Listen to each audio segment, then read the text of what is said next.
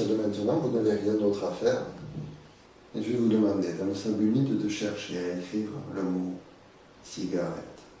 Sally fume depuis 5 ans, alors pour arrêter la cigarette, pendant le mois sans tabac, il a décidé de se rendre chez un hypnotiseur. L'idée, c'est de solliciter l'inconscient des personnes, du patient, pour aller chercher en lui des ressources, pour l'aider à devenir indifférent à la cigarette. Ça passe par le langage, le français en l'occurrence.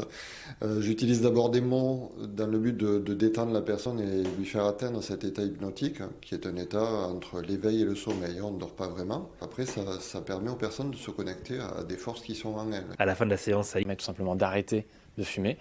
Et après, il n'y a pas forcément de réunion officielle, mais c'est plus des petites discussions comme ça, lors de la pause café, entre deux autres sujets professionnels.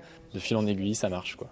Des discussions de groupe quotidiennes où Chloé est un petit peu devenue la référente. Elle a arrêté la cigarette depuis 8 mois maintenant. Non, je vous encourage à arrêter parce que vraiment c'est carrément plus agréable, il n'y a plus l'odeur, on ressent aussi les goûts dans la bouche et ça c'est carrément plus sympa. Ouais. Les fumeurs sont plus ou moins dans le même bureau, donc en fait le matin on arrive, on leur demande s'ils ont fumé la veille, si ça va, si c'est en fait le fait qu'il y ait plusieurs personnes qui essayent d'arrêter, ça les aide beaucoup. Et moi qui ai déjà arrêté depuis 8 mois, ça les encourage vachement aussi.